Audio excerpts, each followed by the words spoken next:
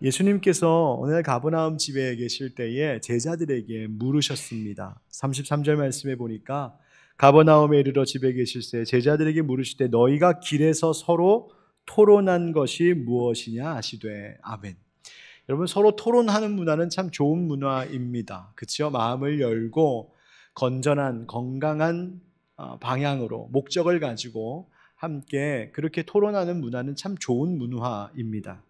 그러나 오늘 예수님께서 너희가 무엇을 가지고 토론했느냐라고 하실 때 그 토론의 주제는 그러한 것이 아니었고, 더군다나 그렇게 건전한 토론이 아니라 사실은 34절의 설명과 같이 쟁론했었습니다. 다툼했다는 말입니다. 그래서 예수님께서 제자들에게 물으신 겁니다. 너희가 지금까지 오는 길에 무엇 때문에 그토록 다투었느냐, 이렇게 물으신 겁니다. 여러분, 제자들 어떤 사람들입니까? 예수님 믿고 예수님 따르는 사람들입니다. 그의 일생을 다 걸어서 난 예수님 따르겠습니다 하고 결단하여 배도 그물도 버리고 집과 친구들도 다 뒤로 하고 예수님 따라온 인생들입니다. 그런데 예수 믿고 따르는 사람들 사이에도 다툼이 있었습니다. 오늘로 말하자면 바로 우리 교회입니다. 우리들 가운데도 교회 안에도 언쟁이 있을 수 있고 교회 안에도 다툼이 있을 수 있고 분열이 있기도 하고, 사실 그것이 오늘날 이 현대 사회에서 바라보고 있는 우리 교회들의 부끄러운 모습들이기도 합니다. 여러분, 예수님께서 가브나움까지 오는 이 길에 바로 이 제자들이 다투고 언쟁을 높였습니다. 예수님 잠잠히 듣고 계셨지만 이미 모든 것 다 알고 계셨죠. 예수님 얼마나 마음 아프셨을까요? 그들이 싸웠던 이유가 뭔가 봤더니 34절에 서로 누가 크냐 하고 쟁론하였음이라 이렇게 되어 있습니다. 서로 누가 큰지를 가지고 싸웠다는 거예요. 그런데 예수님 참 지혜로우신 분이신 것은 그들이 그렇게 서로 누가 크냐 가지고 싸우고 있을 때 그것을 통하여 예수님은 진리를 가르쳐 주십니다. 뭐라고 하셨습니까? 우린 이 이야기의 끝을 너무 잘 알죠? 결론은 섬기는 자가 되어야 하리라 하신 말씀입니다. 너도 섬겨야 한다. 여러분, 예수님을 믿고 따르는 사람들 사이에도 다툼이 일어납니다. 왜? 서로의 생각이 다르고 바라는 것이 다르기 때문입니다. 그러나 그것이 예수님의 마음을 아프게 한다는 생각을 우리는 얼마나 하면서 신앙생활하고 있을까요? 누가 옳고 누가 그르고 내가 맞고 당신이 틀리니까 싸울 수밖에 없지, 그런 관점으로 서로를 바라보는 것이 아니라 예수님이 우리의 이 모습을 보시면 어떤 마음이실까를 우리는 한번 생각해 봐야 된다는 것입니다. 오고 싶은 교회, 머물고 싶은 교회, 평생 함께하고 싶은 교회, 결코 떠나고 싶지 않은 교회, 그런 교회 되어야 하지 않을까요? 왜? 교회의 머리 되신 예수님이 그런 분이셨기 때문입니다. 우리 예수님, 어린아이조차도 달려와서 안기고 싶었던 예수님이었습니다.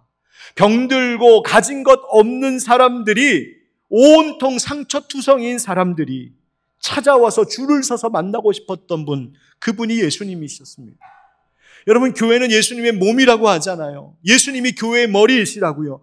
그렇다면 사람들이 그렇게 만나고 싶고 함께하고 싶었던 예수님처럼 교회의 몸된 교회도 그런 교회 되어야 하지 않겠습니까? 여러분, 도대체 무엇이 주님의 몸된 교회 안에 오늘날 이 한국에 온 세계에 있는 교회들 가운데 다툼을 일으키는 원인일까요? 어떻게 해야 예수님의 마음을 기쁘게 하며 우리는 하나 될 수 있는 것일까요? 어떻게 하면 오고 싶은 교회, 평생 머물고 싶은 교회, 그리운 교회, 함께 영원히 함께하고 싶은 교회, 예수님 같은 교회 어떻게 하면 만들 수 있을까요? 여러분, 오늘 말씀을 통하여서 이것을 깨닫기를 원합니다. 우리가 이 시대에 마치 한 인생의 한 길을 같이 걸어가고 있는 것인데, 우리가 걷는 이 길이 정말 예수님께서 기뻐하시는, 그렇게 예수님처럼 하나 되는 그런 모습으로 걸어가는 우리의 신앙의 길, 인생의 길이 되기를 예수님의 이름으로 축복합니다. 한번 따라합시다. 무엇으로 한 마음 되었나요? 무엇으로 한 마음 되었나요? 여러분, 예수님께서 제자들에게 너희들 뭐 때문에 그렇게 다퉜냐라고 물으신 것은 예수님 몰라서 물어보신 것이 아닙니다. 그 질문을 통하여 제자들 스스로 자신들을 돌아보게 하신 것이죠. 여기서 예수님이 누가 크냐라고 할 때 이 크다라고 하는 단어를 보니까 헬라어로 메이존이라고 하는 말인데, 이 메이존이라고 하는 말은 메가스라고 하는 단어에서 왔습니다. 그러니까 메가스의 비교급입니다. 그러니까 더 크냐 이게 강조되어 있는 거예요. 더 크냐. 누가 너보다 더 크냐, 누가 나보다 더 크냐, 그것이 강조되어 있는 말이에요. 이런 메가라는 말 많이 들어보셨죠? 뭐 메가바이트, 여기 가까이 메가커피, 메가박스. 메가가 뭐예요? 교회도 메가처치. 메가가 뭐예요? 크다는 크. 그 다음에 이 메가라는 말에서 온 것이 바로 메이저라는 말이에요. 주류. 즉 예수님의 제자들이 뭘 가지고 서로 비교한 거냐면 누가 예수님 줄 제대로 잡았나? 그 얘기한 겁니다. 누가 정말 큰 위치에 있을 것인가? 예수님께서 로마 제국을 뒤엎고 세우실 새 왕국에서 가장 높고 큰 자리를 차지할 사람이 누구냐? 이것 가지고 다퉜다는 말이에요. 여러분 잘 보십시오. 제자들이 서로 의견이 달라서 다투었다고 우리는 쉽게 생각하지만 사실은 이들은 그렇지 않았습니다. 이들은 같은 생각을 가지고 있었습니다. 이들은 한 마음을 가지고 있었어요. 한 뜻을 가지고 있었어요. 무엇으로? 누가 더 높으냐? 세상에서 더 높은 자리를 차지하는 것이, 출세하는 것이, 그것이 인생의 성공이라고 하는 그 생각으로 그들은 하나였습니다. 같은 길을 걸어가고 있었던 예수님과 제자들이었습니다. 그러나 제자들은 그렇게 세상적 가치관으로 똘똘 뭉쳐 하나가 되어 있었지만 예수님은 그 제자들과 달랐습니다. 예수님의 가치관, 예수님의 목적은 제자들과 다른 것이었습니다. 여러분 혹시 우리도 예수님이랑 같은 길을 걸어가고 있다고 말은 하면서 정작 그 생각과 마음의 중심과 우리의 가치관과 우리의 삶의 모습은 예수님과 전혀 상관없는 우리끼리 좋은 그저 우리끼리 행복한 그런 교회 생활 착각하며 하고 있는 것은 아닐까요? 분명 우리는 지금 같이 가고 있다고 말하고 있는데 저마다 그 마음은 말 그대로 콩밭에 가 있는 것은 아닙니까? 여러분 예수님의 생각하신 예수님이 가고자 하셨던 그 길은 높은 자리와 더 큰 권세의 자리가 아니었습니다. 예수님 오신 목적이 분명히 했지요. 예수님 당신께서 이 땅에 섬기러 오셨다 하셨습니다. 제자들의 가치관과 세상 사람들과의 가치관과 달랐습니다. 즉 세상의 높은 자리가 좋은 것이 아니라 가장 낮은 자리, 그러나 하나님 기뻐하시는 그 섬김의 자리가 가장 가치 있는 자리라고 예수님은 보셨습니다. 사랑하는 성도 여러분, 그리스도인들에게 중요한 것은 사람끼리 한 마음을 갖는 것이 아니라 예수님과 한 마음을 갖는 것임을 잊지 마시기 바랍니다. 여러분 그렇다면 왜 제자들은 예수님과 함께 걸으면서도 한 가지의 마음을 예수님과 갖지 못했을까요? 한번 따라하겠습니다. 예수님이 우리 안에 계신가요? 예수님이 우리 안에 계신가요? 예수님께서 제자들에게 이 길에서 하셨던 말씀이 있습니다. 바로 십자가 죽으심과 부활에 대한 이야기였어요.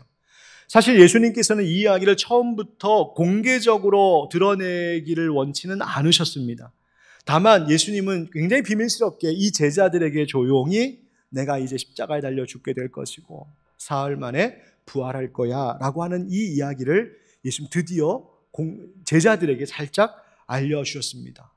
왜 예수님 오시자마자 처음부터 그거를 온 사방에 이렇게 공개적으로 선포하지 않으셨을까? 그렇게 될 경우에는 이 제자들과 함께 있는 시간이 너무나 줄어들 수밖에 없었기 때문입니다. 왜? 예수님이 이 땅에 오셔서 제자들에게 말씀을 가르치시고 복음을 전하시고 하나님 나라 삶의 방식을 가르치셔야 했습니다. 예수님을 따르는 많은 사람들에게 하나님 나라가 이런 곳이라고 보여주고 말씀을 가르쳐 주셨어야 돼요. 왜? 그래야 예수님이 부활하시고 승천하신 이후에 바로 이 제자들이 예수님을 따랐던 이 사도들이 그 예수님 믿는 사람들이 교회의 시작이 되어서 그들로 인하여서 말씀이 전해지고 믿음이 전해지고 그래서 그 안에서 교회 공동체가 세워져 갈 것을 기대하셨기 때문입니다. 그래서 예수님은 이 제자들을 애지중지하셨습니다. 이 제자들에게 집중하셨습니다. 이 제자들을 사랑하셨어요.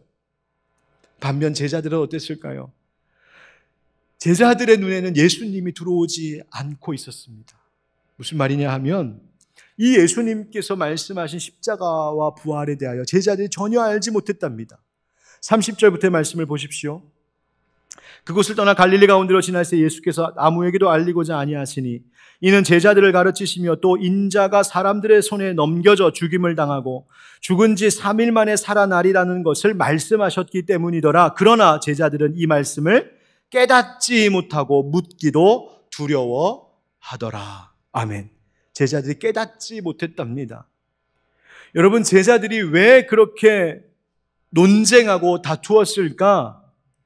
여러분, 우리가 영적으로 무지하고 분별할 줄 모르면 무의미한 것만 가지고 논쟁하며 다투기가 일쑤입니다. 본질을 붙들고 진짜를 붙잡고 있지 않으면 엉뚱한 것 가지고 말만 많아지고 다투고 싸우게 됩니다. 예수님은 지금 그 본질, 십자가의 그 길을 가려고 하시는데, 예수님은 그 참된 길, 고난의 길, 좁은 길 가려고 하시는데 그 뜻을 알지 못하는 제자들은 예수님과 함께 길을 간다고 하면서도 엉뚱한 것, 세상 것 가지고 싸우고 있었습니다. 누가 더 크냐고요. 그저 성공의 길, 편안한 길, 넓은 데로만 가려는 그 마음만 가득했던 것이죠. 다투는 동안 그들의 안중에는 예수님이 없었습니다. 예수님은 십자가 죽으심에 대한 영적 신비를 밝혀 말씀해 주고 계셨지만 그들은 두려워했고 깨닫지도 못하는 영적 무지함 속에 갇혀 있었습니다. 무엇이 그들을 영적인 무지함 가운데 빠뜨리게 했을까? 그 마음 가운데 있는 헛된 욕망들입니다. 자기를 위한 것들. 그것이 그들의 마음을 가득 사로잡았고 가득 차 있으니 예수님 보이지 않았던 것이죠. 여러분, 우리는 혹 이런 모습 아닙니까? 우리도 예수님과 함께 신앙의 길을 걷는다고 하늘빛 광성교회라고 하는 이름, 그 이름 안에서 그 교회의 성도라고 하는, 교인이라고 하는 이름으로 우리 함께 지금 이 길을 걸어가고 있는데 혹시 우리들도 이 가버나움까지 가던 길의 제자들처럼 예수님은 눈에 들어오지 않고 예수님의 마음은 하나도 알지 못하고 그저 우리끼리만, 우리가 생각하는 것, 우리의 관심, 우리가 원하는 것에만 몰두하면서 그렇게 신앙생활하고 있는 것은 아닐까요? 맷 챈들러라고 하는 목사님이 쓴 책을 보았는데 그 책 제목에 이렇게 써 있어요. 겉표지에. 그 교회에 가고 싶다. 듣기만 해도 좋죠. 그 교회 가고 싶다. 맞아, 우리 하늘빛 광성교회 성도님들이 이웃과 친구들에게 우리 교회 이야기할 때마다 그분들 마음속에 이 마음이 들었으면 좋겠다. 그래? 나도 그 교회 가고 싶다. 그 교회 가고 싶다. 어떤 교회냐? 이 책의 본래 제목은 예수 중심의 교회입니다. 누구 중심? 예수 중심. 예수 중심으로 하나 되는 교회는 어떤 교회일까? 여러 가지를 이야기하는데 그 중에 한 장의 소제목이 이런 제목이에요. 성도끼리 덧없는 세상 공통점을 찾지 마십시오. 여러분, 성도들은 교제가 필요합니다. 친밀함이 필요합니다. 가까워지기를 원해요. 좋은 일입니다. 근데 가까워지고 친밀해지려면 공통점을 찾아야 되거든요. 그런데 실수가 여기서 일어난다는 겁니다. 세상의 헛된 것 가지고 우리의 공통점으로 삼습니다. 공통분모로 삼는 겁니다. 당신 여기 출신이세요? 나도 그랬는데 우리 잘 맞아. 당신 MBTI가 뭐예요? 당신 T예요, F예요? 나 T인데 당신은 T예요. 자녀가 몇 살이에요? 어느 학교 다녀요? 남편은 뭐 하세요? 우리 남편도 그 일 하는데. 나 이런 음식 좋아하는데, 이런 운동 좋아하는데. 여러분, 좋습니다. 그런 거 가지고 관계 맺을 수 있지요. 그러나 교회라고 하는 공동체는 세상에 그와 같은 헛된 것, 부질없는 것 가지고 공통점을 삼아 하나 되는 것이 아닌 것입니다. 교회는 오직 예수라고 하는 공통분모로 하나 되는 바로 그 공동체가 진짜 교회인 줄 믿습니다. 여러분, 신앙생활 하다 보면 이런 말 많이 들으시죠? 예수 그리스도와의 개인적인 관계, 친밀한 관계가 참 중요합니다. 이 책에서 그 얘기 하거든요. 정말 우리도 많이 합니다. 그런데 여러분, 관계가 중요하다는 것, 이거 정말 중요한 말이긴 한데 오해하시면 안 됩니다. 예수님과, 주님과 내가 개인적인 관계를 갖는다라고 하는 이 말이 마치 기독교 신앙이란 그저 사적인 관계야, 다시 말해 하나님과 나만 잘 지내면 되지 라고 하는 것으로 착각하시면 안 됩니다. 어떤 분들은 그렇게 생각합니다. 하나님과 나랑 잘 지내면 되지. 그러니까 나 교회는 싫어요. 교회는 정말 넌절머리가 나서 가고 싶지 않아요. 이제는 나 혼자 신앙생활 하겠습니다. 그래서 혼자 말씀 읽고 기도하고. 여러분, 이것이 모순입니다. 사적인 기독교 신앙이라고 하는 말은 꼭 무엇과 같은 말이라고 이 책에서 얘기했냐면 시끄러운 침묵과 같은 말입니다. 여러분, 침묵인데 시끄러울 수 있어요? 이게 모순이잖아요. 마치 기독교 신앙생활이란 혼자 해도 되는 겁니다. 혼자 하는 사적인 신앙입니다. 이 말은 성립되지 않는 말이라는 거예요. 왜? 예수님은 이 땅에 친히 찾아오셨고 예수 그리스도 십자가의 보혈의 은혜로 우리 안에 막혀있던 담들을 허무셨기 때문입니다. 우리가 하나 되기를 원하셨기 때문이에요. 그런데 우리가 하나 될 때 정말 하나 될 수 있는 중요한 것은 그 중심에 세상의 헛된 공통점이 아니라 바로 예수 그리스도 그분이 계셔야 우리는 하나 될 수 있다는 이야기입니다. 빌립보서 1장 27절 말씀에 사도 바울이 이렇게 말합니다. 오직 너희는 그리스도의 복음에 합당하게 생활하라. 이는 내가 너희에게 가보나 떠나 있으나 너희가 한 마음으로 서서 한 뜻으로 복음의 신앙을 위하여 협력하는 것과. 자, 어떤 권면이냐면 빌립보 교인들에게 너희는 복음에 합당한 생활을 해야 됩니다. 이렇게 편지를 써 보내면서 말하는 것이 내가 당신들에게 가서 함께 있을 때에든 내가 떠나와 있어서 당신들과 함께 없을 때에든 우리는 한 마음이어야 합니다. 우리가 함께 모여있든 흩어져 있든 우리는 한 마음이어야 됩니다. 공간이 중요한 것이 아닙니다. 지역적 위치가 중요한 것이 아닙니다. 우리가 한 마음이냐는 것입니다. 그 한 마음이 무엇이냐? 바로 복음의 신앙을 위하여 협력하는 것. 예수 위하여 한 마음 되는 것. 예수 중심으로 하나 되는 것. 여러분, 우리 안에 예수가 보이는 것. 그것이 하나 됨이라는 말이에요. 여러분, 우리가 걸어가는 이 신앙의 길이 우리끼리 즐겁고 우리끼리 잘 되는 그런 길, 그런 집단 되지 않기를 원합니다. 예수님이 날마다 계신 곳, 예수님으로 인하여 연결되는 곳, 그곳이 바로 우리 하늘빛 광성교회 가고 싶은 교회 되기를 주의 이름으로 축복합니다. 그렇다면 그 예수님의 마음이 뭐냐 궁금하잖아요. 한번 따라합시다. 예수님의 마음은 이런 것입니다. 예수님의 마음은 이런 것입니다. 예수님이 한마디로 정리하십니다. 35절 우리 다 같이 읽어보실까요? 시작. 예수께서 앉으사 12제자를 불러서 이르시되 누구든지 첫째가 되고자 하면 뭇사람의 끝이 되며 뭇사람을 섬기는 자가 되어야 하리라 하시고. 아멘. 예수님 말씀하신 건 분명했습니다. 무엇이었냐면 세상 사람들이 말하는 위대함, 크다라고 하는 것, 첫째 된다는 것의 정의, 크고 위대한 첫째가 되기 위한 공식을 예수님은 완전히 깨뜨리고 뒤엎어버리셨습니다. 세상 사람들은 누군가가 크다, 위대하다라고 말할 때 그것은 소유에 대한 개념이었고 힘의 원리였고 저 사람이 얼마나 주목받는가의 문제였습니다. 그런데 예수님께서는 크다, 첫째되다, 위대하다라고 하는 말의 개념을 완전히 바꾸셨습니다. 그것은 종이 되는 것이라고 말씀하셨어요. 종은 소유가 없습니다. 힘이 없습니다. 주목받지 못합니다. 외면당하고 멸시당합니다. 그런데 그런 사람이 그런 자리를 자처하며 그 낮은 자리에 서 있는 사람이 진짜 큰 사람, 진짜 첫째, 진짜 그레이트한 인생이라고 말씀하셨습니다.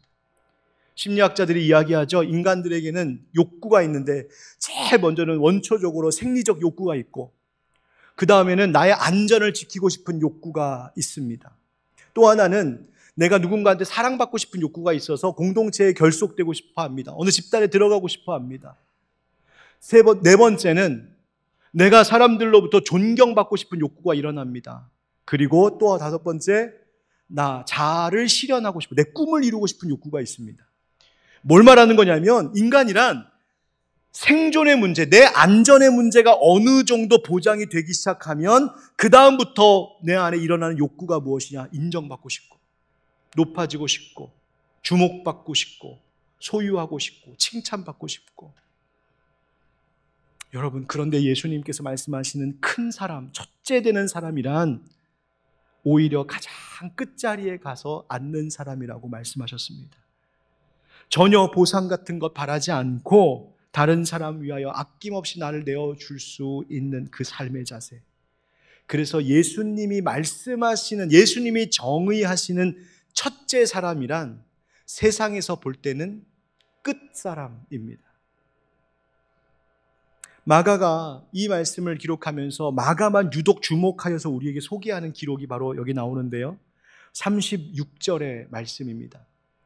어린아이 하나를 데려다가 그들 가운데 세우시고 안으시며 제자들에게 이르시되, 우리 같이 30절 같이 읽읍시다. 시작. 누구든지 내 이름으로 이런 어린아이 하나를 영접하면 곧 나를 영접하며, 누구든지 나를 영접하면 나를 함이 아니요 나를 보내신 이를 영접함이니라. 아멘. 여기 예수님 당시에 예수님이 쓰셨던 언어가 뭐였냐면 아람어였습니다. 그런데 그 아람어에서는 어린아이를 가리키는 단어와 종을 가리키는 단어가 같았습니다. 그러니까 어린아이의 사회적 위치나 대우, 그 가치가 어느 정도였냐면 종 정도의 수준이었다는 말입니다. 하찮고 사람 수에 치지도 않고 멸시받고 외면당하고. 그런데 예수님께서 이 어린아이를 품에 안고 모델로 내세우면서 말씀하시는 것이 이런 말이잖아요. 이 아이를 영접하는 것이 나를 영접하는 거야. 이 말 무슨 뜻입니까? 바로 이 아이가 예수야. 너는 그렇게 살아야 돼. 이 어린아이가 예수라고 생각하고 살아야 돼. 이 종이 예수라고 생각하고 살아야 돼. 이 연약하고 힘없고 가진 것 없는 사람이 예수라고 생각하고 살아야 돼. 그게 바로 예수 믿는 삶이야. 주님 그거 말씀하신 거잖아요. 로마서 12장에 사도 바울이 이렇게 편지했습니다. 사랑에는 거짓이 없나니 악을 미워하고 선에 속하라. 형제를 사랑하여 서로 우애하고 존경하기를 서로 먼저 하며 부지런하여 게으르지 말고 열심을 품고 주를 섬기라. 소망 중에 즐거워하며 환난 중에 참으며 기도에 항상 힘쓰며 성도들의 쓸 것을 공급하며 손 대접하기를 힘쓰라. 아멘. 로마서 12장은 어떤 성경이냐면요, 예수 그리스도를 믿는 믿음으로 구원 얻은 자들이라면 이렇게 하나님의 뜻을 잘 분별하여 새로운 생활을 해야 됩니다라고 권면하는 말씀들로 가득 차 있습니다. 그래서 이 세대를 본받지 말고 오직 마음을 새롭게 함으로 변화를 받아 하나님의 선하시고 기뻐하시고 온전하신 뜻이 무엇인지를 분별하도록 해라. 분별하는 삶이 뭐냐? 가르쳐 주신 거예요. 여러분, 그런데 이 분별하는 삶이란 당신은 옳고 당신은 틀렸습니다, 시시비비를 가리고 옳고 그름을 판단하며 갈라치는 것이, 그것이 분별하는 생활이 아닙니다. 그 말이 뭡니까? 사랑해라, 섬겨라, 낮아져라, 다른 사람들을 오히려 존경해라, 열심을 품고 주님을 섬겨라, 성도들의 쓸 것을 공급하며 손님 대접하기에 힘써라. 여러분, 그게 그리스도인으로서 살아가면서 삶을 하나님의 뜻대로 분별하며 사는 것이라고 가르쳐 주는 것입니다. 여러분, 우리의 주변에 어린아이와 같은 자들을 잘 영접하는 우리 되기를 축복합니다. 여러분, 어떤 사람들이 어린아이일까요? 나보다 연약한 사람들, 상처받은 사람들, 힘없는 사람들, 가진 것 없는 사람들, 주목받지 못한 사람들, 다 어린아이들입니다.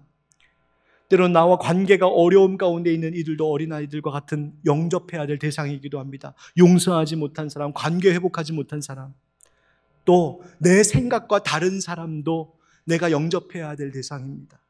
나와 생각이 다르고 의견이 다르고 뜻이 달라서 멀리했던 사람, 아니 그 사람도 어린아이인 줄 알고 예수인 줄 알고 내가 받아들이고 그들을 용납하고 품을 때에 그때 비로소 진정한 사랑은 이루어집니다. 사랑하는 성도 여러분, 우리 더욱 사랑함으로 예수 닮은 교회 이루기를 주의 이름으로 축복합니다. 제가 오늘 이 말씀을 들려드린 이유가 있습니다. 지난 1월부터 우리는 함께 기도하면서 마음을 모아 준비해온 성전 보수, 예배당 보수 세단장 프로젝트를 내일부터 시작합니다. 공사는 공사하는 분한테 열심히 맡기고 우리는 열심히 모여서 함께 예배하고 함께 하나님 찬양하며 예수 사랑으로 하나 되는 그 기쁨을 누리는 우리가 되기를 우리 주 예수 그리스도의 이름으로 축원드립니다.